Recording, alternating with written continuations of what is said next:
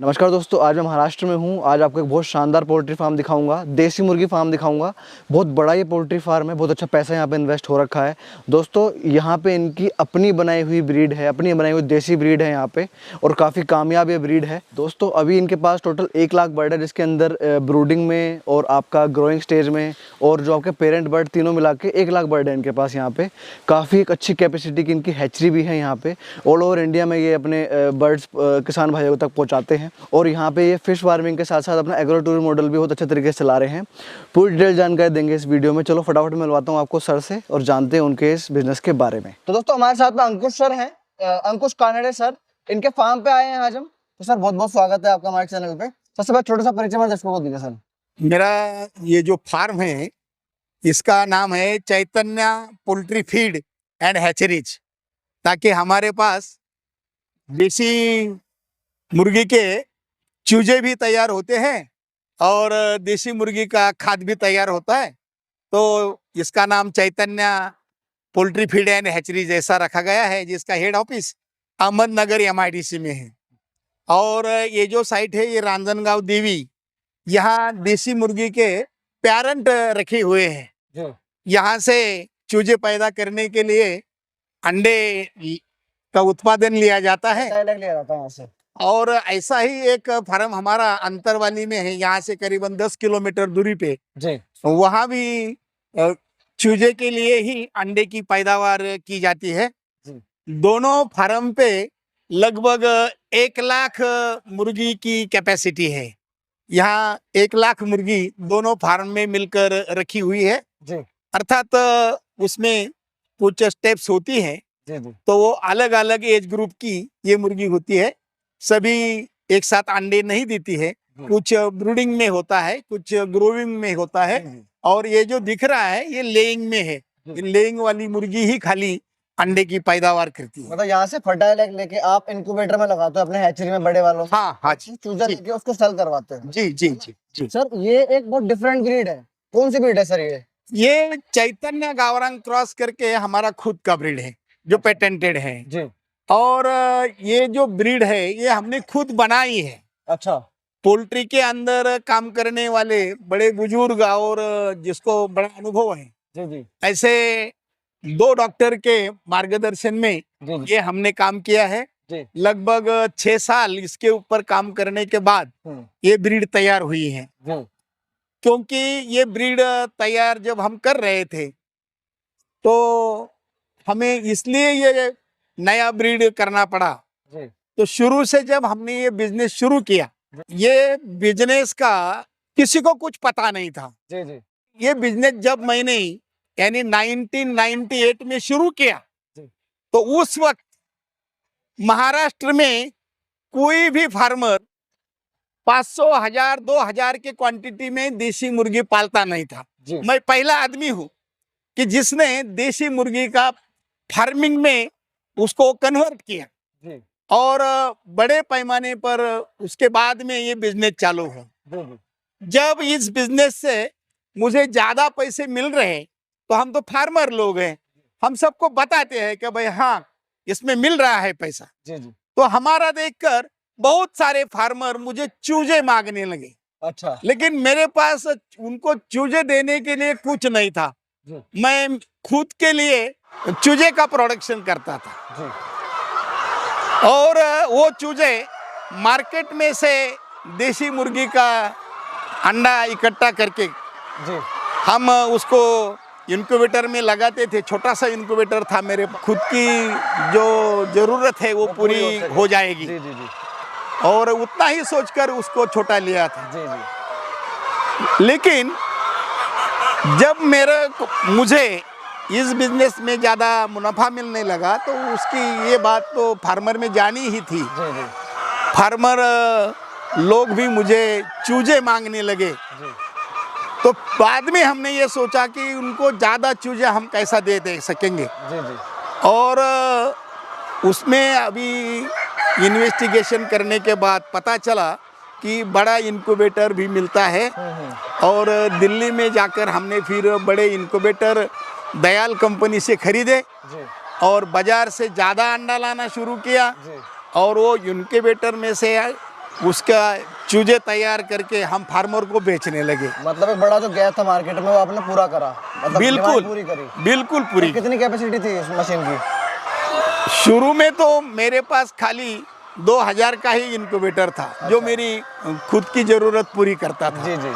लेकिन अब मेरे पास हर महीना करीबन 10 लाख अंडे की हैचरी है। बाप रे बाप। अभी मेरी ज़रूरत हर महीना 10 लाख अंडा हमें लगता है। जी जी। और उससे करीबन 80-85 लाख चूज़ा तैयार होता हो है। जाता है। और वो सब चूजे हम पूरे इंडिया में बेचते हैं। बेचते हैं सर। ब्रीड तो बहुत सारे हैं, RIR, डबल FG, आपका ब्लैक स्लोब, गांव का प्योर देसी, सबकी अलग अलग विशेषता होती हैं। आपकी जो पेटेंटेड ब्रीड आपके अपने फार्म को जो आपने बनाई है, चिकन में अच्छी है या फिर अंडे में अच्छी, क्या विशेषता है इसकी, थोड़ा बताओ। देखो भाई, देसी मुर्गी तुम्हारे ब्रॉयलर मुर्गी के तुलना में उसका जो चिकन होता है जी वो दुगना या तिगुना रेट से आपको लेना पड़ता है। बिल्कुल सर। इसकी वजह ये है कि देसी मुर्गी खाने वाले लोगों की तादाद भले ही कम हो, उसका परसेंटेज अभी तो 20% के लगभग ही है या उससे भी नीचा है। जी जी। फिर भी उसको ये जो लोग दुगना तिगना पैसा देकर क्यों लेते हैं, तो उसकी खास बात ये है कि देसी मुर्गी का जो टेस्ट है वो अलग का होता है। जी जी। और ज़्यादातर लोग देसी मुर्गी उसी टेस्ट की वजह से खाना पसंद करते हैं। बिल्कुल। जो देसी मुर्गे हर एक प्रांत में अलग अलग होते हैं, जैसा काऊ में होता है। आप हर एक प्रांत में जाओगे तो हर एक प्रांत का जो देसी काऊ है वो आपको अलग अलग मिलेगा।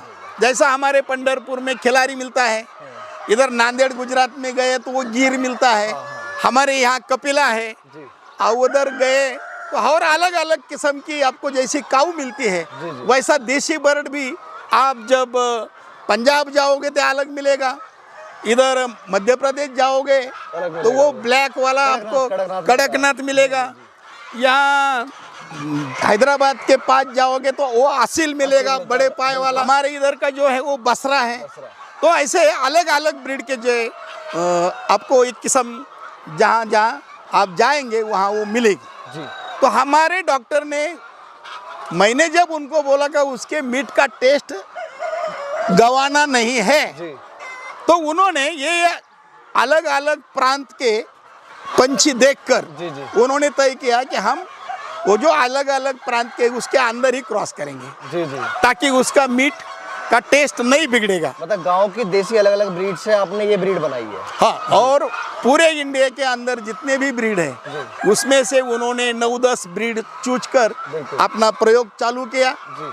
करीबन 6 साल वो लोग करते रहे, और हमें उसमें 6 साल के बाद ये जो हमारा बसरा के ऊपर किया हुआ क्रॉस है, जी। इसका अभी हमारे पास प्योर लाइन है, जी। और वो उधर के सेड में रखी हुई है। जी। तो ये चैतन्य गावरान करके उसमें से निपज आया है। इसका टेस्ट आपको प्योर देसी मुर्गी जैसा ही मिलेगा। जी। और हमें जो ज़रूरत थी, पहला देसी मुर्गी 1 किलो होने में 4 महीने लगते थे, जी। उसको 4.5 किलो खाद लगती थी, वो सब ज़्यादा होता था। तो अभी ये 75 डेज में 1.5 किलो मिल रहा है, और इसका FCR भी कम हुआ है, ताकि फार्मर को पालने में आसानी में जल्दी पाल सकें और अच्छा उसको प्रॉफिट 2 कमा सकें। रुपए का मुनाफा भी हो जाए। मिल रहा है। जी, जी, जी। ऐसा ये ब्रीड बना हुआ है। सर अब थोड़ा सा आपके फार्म की तरफ देख रहा हूँ मैं, मल्टीपल सेट्स बने हुए हैं सर, एक बहुत अच्छी इन्वेस्टमेंट है। कितना एरिया है फार्म का आपके का? ये करीबन 4 एकड़ में बने हुए फार्म है। 4 एकड़ में है सर। हाँ। जी। तो यहाँ 200 बाई 30 साइज के 6 शेड लगे हुए हैं। वो जो हमारे लेबर है जी, उसके रहने के लिए जगह है। तो पोल्ट्री का खाद के लिए एक गोडाउन है जी, और बाकी कुछ सुविधा जहाँ जितनी भी यहाँ जरूरी है जी, जी। वो है। और वो जो पोल्ट्री का खाद ये मिलता है बाद में। फीड रूम दोस्तों अलग बना रखा है। नहीं, हाँ, इसको ये अभी जाने वाला है यहाँ से। हाँ। नई बैच आ रही है इधर। अच्छा, बैच आएगी। हाँ, तो जी आपको दोस्तों दिखाते हैं आपको आगे चल ये के। जो ये मुर्गी की जो बैच है, अच्छा अच्छा। तो वो बैच जब 72 वीक से ज़्यादा होती है जी जी तो उसका अंडा देने का परसेंटेज कम होता है जी और वो इकोनॉमिकली परवड़ता नहीं है, जी जी। तो सही नहीं रहता है। अच्छा। तो उसको बाद में बेचा जाता है हाँ। वो मुर्गी को। जी जी और जब वो मुर्गी निकल जाती है जी। 72 या 80 हफ्ते के बाद में, हाँ हाँ। तब उसके नीचे का ये जो लेटरल है जो ये जमा बीट- करके बीट रख, है इनकी, है ना? हाँ जी। हाँ। तो इसमें बहुत सारे मिनरल्स होते हैं सर खेती के लिए तो अमृत है। और इसमें एनपीके तो है, हाँ हाँ। नाइट्रोजन, स्फोरद और पालाश तो है। जी जी इसके अलावा बहुत सारे माइक्रो न्यूट्रॉन्स इसमें हैं जी जी और खेती का जो खाद होता है उससे बहुत बढ़िया रिजल्ट इससे खेती के लिए मिलते हैं। जी। तो ये हम 250 रुपये बोरी से बोरी के हिसाब से। फार्मर को बेचते हैं जी, जी। और फार्मर में ले जाते हैं। इसको खाली हम सुखाते जी। हैं और ये बिल्कुल इसका आपको कोई बास आ रहा है? नहीं, बिल्कुल नहीं। बिल्कुल इसका बास नहीं आता और आपके साइड से भी नहीं आई, जहाँ पे मुर्गियाँ वहाँ भी इतनी वो नहीं है, इसमें smell बास नहीं नहीं है। आई, जी, जी। नहीं आती है। जी। और ये हाथ से भी बाई लोग इसको डाल सकती है, जी। इसमें कोई दिक्कत नहीं है। जी, जी। जब इसको पानी लगेगा उसके बाद में उसका बास आएगा। तब तक ये यूज करने में भी बहुत आसान है जी और अच्छा है और इसका किसी भी पौधे के लिए जी। बहुत अच्छा रिजल्ट मिलता है। दोस्तों यहाँ मुर्गियाँ पलती थी सर, ये बैग खाली हुआ, नीचे का जो जितना भी ड्राई था, जो भी इनकी बीट थी, वो कट्टों में रख ली है और वो अब खाद के रूप में बिक रही है और अपने फार्म पे भी यूज हो रही है वो, है ना? यस। जी जी जी। चलिए थोड़ा आगे चलते हैं। तो सर इतना जो बड़ा फार्म है सर, ये एक बहुत मोटी इन्वेस्टमेंट सर, कितना अराउंड इन्वेस्टमेंट होगी सर ये पोल्ट्री वाली आपकी? 3 करोड़ के ऊपर की इन्वेस्टमेंट है यहाँ। शेड्स वगैरह जो हैं, हाँ। और लाइफ स्टॉक जो है यहाँ पे सर? लाइव स्टॉक 1.5-2 करोड़ के लगभग होगा ये साइड पे। 1.5-2 करोड़ का लाइफ स्टॉक है, 3 करोड़ का फार्म है आपका, हाँ। है ना? हाँ। और सर अगर हम हैचरी की बात करें, इस पूरे मॉडल की बात करें, हाँ। आपके बिजनेस मॉडल की, 8 लाख से 8.5 लाख 50,000 8 लाख 8.5 लाख 50,000 8-8.5 लाख, 8-8.5 लाख के लगभग निकाल रहे हैं, क्योंकि 10 लाख कैपेसिटी है इनकी, हाँ। है ना? हाँ। वो कितने की है सर, दयाल कंपनी की जो ली थी आपने? नहीं, अभी तो करमसार की मशीनें लगी हुई है। अच्छा। कुछ दयाल की भी है। हाँ हाँ तो वो मशीन की भी लागत बहुत बड़ी है, जी। करीबन 2 करोड़ के लगभग वो मशीनों की लागत वहाँ पे है। हाँ जी, 4.5 और 2, 6.5 करोड़ का आपका ये बिजनेस मॉडल ये अभी बिल्कुल ये बिल्कुल है बिल्कुल ना? अभी तैयार है। तो दोस्तों सर का यहाँ पे पोल्ट्री फार्म तो है, उसके साथ साथ ये यहाँ पे एग्रो टूरिज्म भी कर रहे हैं। हमें जो भैया इस फार्म पे लेके आए हमारे साथ में है विवेक सर हैं यहाँ पे, और ये किसान बिजनेस क्लिनिक से हैं।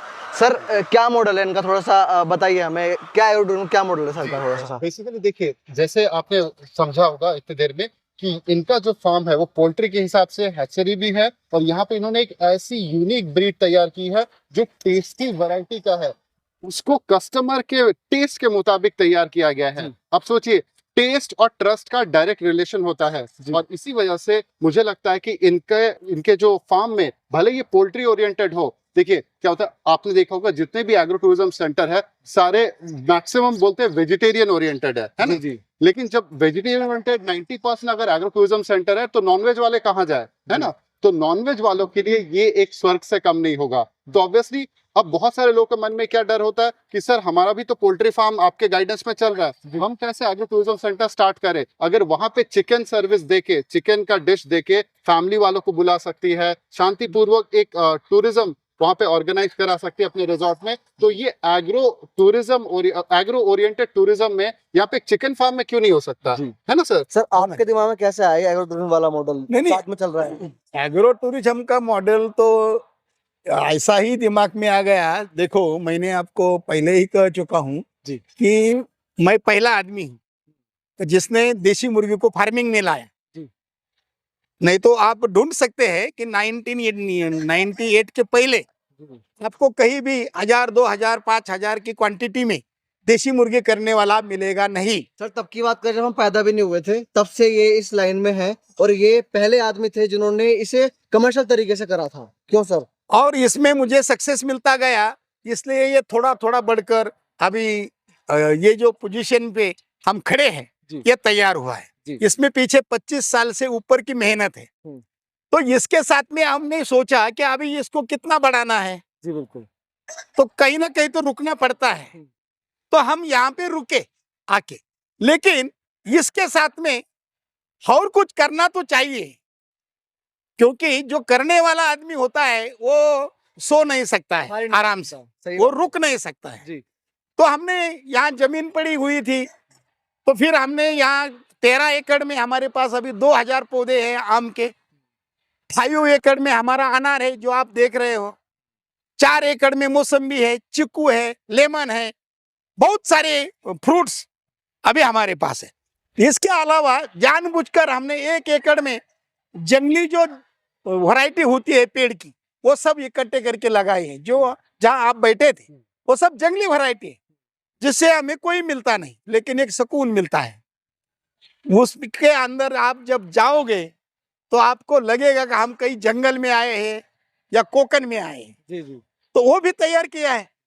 और उसके साथ में हमें लगा पानी की भी जरूरत थी, उसके लिए हमें कुछ टैंक बनाने थे, फार्म पॉन्ड जिसको कहते हैं, पानी रखने के लिए। तो वो हमने बनाए।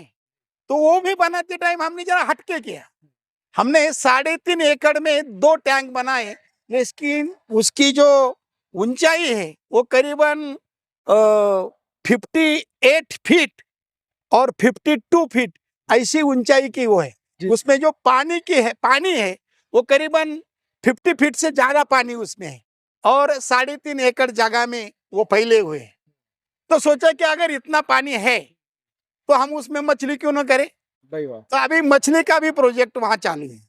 जैसे आपसे तो बहुत सारे किसान लोग यहाँ से पोल्ट्री का जो यूनिक वैरायटी का जो टेस्टी मुर्गियां लेके जाते हैं, है ना सर? बिल्कुल। तो सर वो भी तो उनके जो छोटे लेवल के जो फार्मर है, जिनके पास 2 एकड़ आज के जमाने में जमीन है ना सर? तो ये जैसे पोल्ट्री मतलब agro tourism for poultry farmers जो है ना, देसी वैरायटी का लेके, हाँ। तो क्या इस थीम को लेके भी आप सोच रहे हैं कि जिस तरीके से आप कृषि पर्यटन अपने फार्म पे कर रहे हैं, हाँ। आने वाले दिनों में ऐसे फ्रेंचाइजी तो नहीं बोलूंगा सर, लेकिन एक फॉर्मेट के तहत आप उन लोग को सहयोग भी करने के लिए ओपन माइंडेड है? बिल्कुल ओपन माइंडेड है, और वही बात ध्यान में रखकर, क्योंकि मैं तो मेरी पैदावार ही खेती किसानी करने वाले फैमिली से हुई है। जी जी। तो मेरा तो पहला कर्तव्य बनता है कि मेरे जितने भी फार्मर्स भाई हैं खेती किसानी करने वाले, और जिसके पास थोड़ी थोड़ी सी जमीन है जी। तो मैं ये हमेशा ये चाह रहा हूँ कि वो भी पोल्ट्री करे, ताकि उसको भी 2 पैसा उसमें से मिल जाएगा। और यही बात ध्यान में रखकर हमने ऐसे फार्मर के लिए हमारे यहाँ पोल्ट्री का ट्रेनिंग चालू किया है। मेरा खुद का बेटा जिसका नाम संतोष है, वो BSc एग्री है, और उसने बेंगलोर और पुणे में 6 महीने के 2 पोल्ट्री के खास ट्रेनिंग किए हैं। MBA BSc एग्री होने के बावजूद उन्होंने 8 साल पहले ये 2 ट्रेनिंग किए हैं, और उसने अभी उसको 8-10 साल का अनुभव और उसका ट्रेनिंग ये सब देख के अभी तो उसने पोल्ट्री में वो मास्टर बन गया है। अब ये सब वही देखता है, मुझे तो अभी ज्यादा इस ध्यान देने की जरूरत नहीं पड़ती है। तो उन्होंने ट्रेनिंग चालू किया है, और इसे ट्रेनिंग को हमारा जो महात्मा फुले कृषि विद्यापीठ है उसके साथ हमारा टाइप है।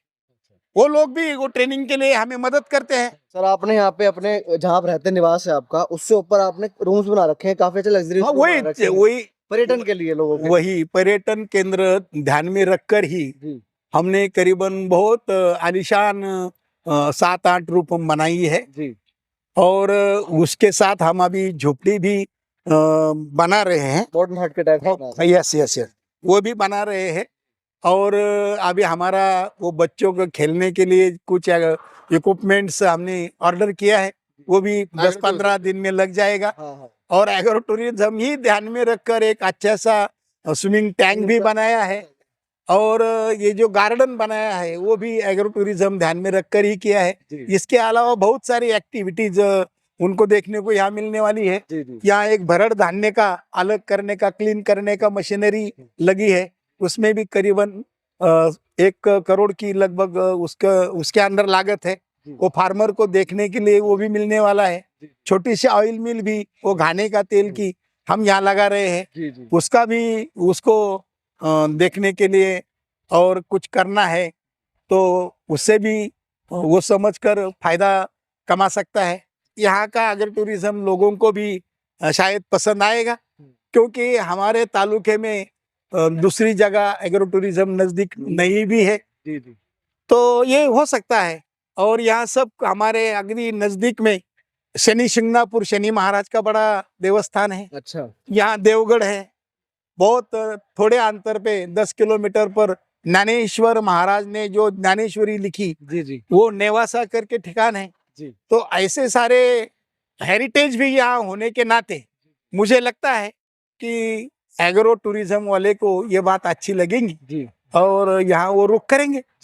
तो सर एग्रो टूरिज्म को इंक्लूड करने से क्या लगता है उसमें? मैं वही सोच रहा हूँ कि अगर एग्रो टूरिज्म में कुछ अच्छे आदमी तुम्हारे सरीके आ जाएंगे तो 2 पैसे मिलेंगे, और इसकी वजह से एग्रो टूरिज्म का काम हम जरा जोर से और जितना भी जल्दी पूरा हो सकेगा उसके पीछे पड़े। तो भाइयों, ये थे हमारे साथ में अंकुश कानड़े सर, जिन्होंने इतनी अच्छी जानकारी दी अपने फार्मिंग के बारे में। हमारे साथ विवेक भाई थे जो एग्रो टूरिज्म के एक्सपर्ट हैं।